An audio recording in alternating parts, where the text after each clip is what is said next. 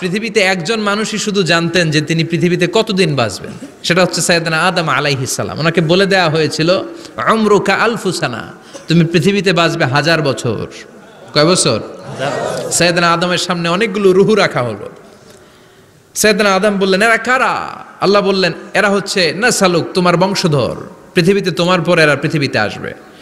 সাইয়েদনা আদম বললেন, আল্লাহ ওই যে একটা রুহু দেখা যায়, এটার নাম কি? আল্লাহ বললেন, হাদা ইবনুকা দাউদ, এটা তোমার ছেলে দাউদ, সে দুনিয়াতে নবী হয়ে আসবে, তার ছেলে সুলাইমানও নবী হয়ে আসবে। সাইয়েদনা আদম বললেন, মাবুদ, আমার ছেলে দাউদের কত বছর হায়াত আপনি দিয়েছেন? আল্লাহ বললেন, 40 সানা, মাত্র 40 বছর, 4 ইয়ার্স, 40 বছর তোমার ছেলেটা বাঁচবে। ও আল্লাহ, আমি বাঁচবো কয় বছর? তুমি বাঁচবা 1000 বছর। সুবহানাল্লাহ। সাইয়েদনা আদম বললেন, মাবুদ, এত ফুটফুটে সুন্দর আমার ছেলে দাউদ, মাত্র 40 বছর দিলেন কেন? জিদ মিন উমরিহি, বাড়ায়া দেন। কি করেন? সুপারিশ করতেছে পোলার লাইগা। কে? বাবা। আল্লাহ আপনি বাড়ায়া দেন। আল্লাহকে বাড়ানো যাবে না, লেখা হয়ে গেছে।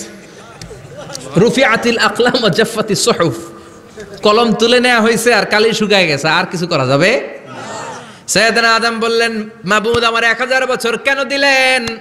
আমার এই সুন্দর ফুটফুটে ছেলেটারে মাত্র শুধুমাত্র 40 বছর কেন দিলেন? ও মাবুদ, আমার 1000 বছরের দরকার নাই, আমার 1000 বছর থেকে 60 বছর আমি আমার ছেলেরে দিয়ে দিলাম।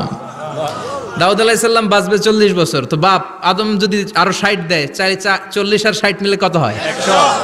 ভালো হিসাব বোঝে এরা, 100। আর আদম আলাইহিস সালাম পেয়েছিলেন 1000 বছর, 60 কমে গেলে রইল কত? 940 বছর পৃথিবীতে থাকার পরে মালাকুল মাউত চলে এসেছে। কারণ এটা on time, the death will come on time, it never late, কখনো দেরি হয় না। আল্লাহ বললেন, লিকুল্লি উম্মাতিন আজালুম ফাইযা জাআ আজালুহুম লা ইস্তাখিরুনা সাআতাও ওয়া লা ইস্তাকদিমুন। মৃত্যুর একটা নির্ধারিত সময় আমি বেঁধে দিয়েছি, অন টাইম, অন টাইমেই চলে আসে, 1 সেকেন্ড আগেও আসবে না, 1 সেকেন্ড পরেও আসবে না। 940 বছর বয়সে মালাকুল মাউত এসে হাজির, এসে বলল, জিতু আন আকবাদা রূহাক, রূহ কবজ করতে আসছি। আদম আলাইহিস সালাম বললেন, রূহ কবজ করতে আসছো মানে? আমি বাঁচবো তো 1000 বছর। কয় বছর?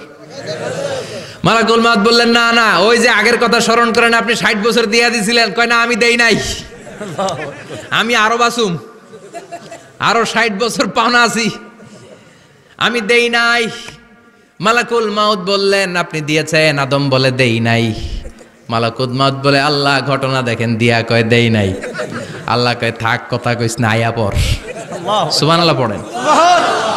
নাসিয়া আদম ফানাসিয়া বানু, ভুলে গেছেন উনি। আমরা ভুলে যাই, আমরা খেয়ে বলছি খাই নাই, নিছিলাম পকেটে, কয় নেই নাই। এরকম ডাকাইত আছে না নাই? নাসিয়া আদম ফানাসিয়া বানু, বিশ্বনবী বললেন, আদম ভুলেছে তো তার সন্তানরাও ভুলে যায়। জাহাদা আদম ফাজাহাদা যুররিয়াতু, আদম অস্বীকার করেছে, তার সন্তানরাও অস্বীকার করে। সেদিন থেকে আল কিতাব ওয়া শুহুদ, মানে লিখে রাখার সিস্টেম আর সাক্ষীর সিস্টেম চালু হয়েছে। সুবহানাল্লাহ পড়েন। সুবহানাল্লাহ। 940 বছর বয়সে মালাকুল মাউত এসে আদম আলাইহিস সালামের রূহ নিতে পারে নাই। উনি 1000 বছর যখন হয়েছে তখন এসে সাইয়েদনা আদম আলাইহিস সালামের রূহ কবজ করেছে। যেই দিন পৃথিবীর প্রথম মানব, প্রথম নবীর রূহ মালাকুল মাউত দুনিয়া এসে কবজ করেছে, ওই দিনটাও ছিল জুমাবার। সুবহানাল্লাহ, আল্লাহু আকবার। আবার বিশ্বনবী বললেন, লা তাকুমুস সাআহ ইল্লা ফি ইয়াউমিল জুমআহ ইযা যুলজিলাতিল আরদু জিলজালাহা ওয়া আখরাজাতিল আরদু আসকালাহা ইযা রুজ্জাতিল আরদু রাজ্জাও ওয়া বুসাতিল জিবালু বাসসা। কিয়ামতের দিন পৃথিবীটাকে একটা প্রকম্পন দিয়ে কাঁপিয়ে দিবে কে? মারাত্মক একটা ঝাঁকুনি দিবে আল্লাহ, পুরো পৃথিবীটা কেঁপে ভেঙে চুরে খান খান হয়ে যাবে। এই ঝাঁকুনি আর আর্থকোয়েক, ভূমিকম্প এর ঘটনাটা যেদিন ঘটবে ওই দিনটাও হচ্ছে জুমার দিন। চিৎকার করে পড়েন সুবহানাল্লাহ।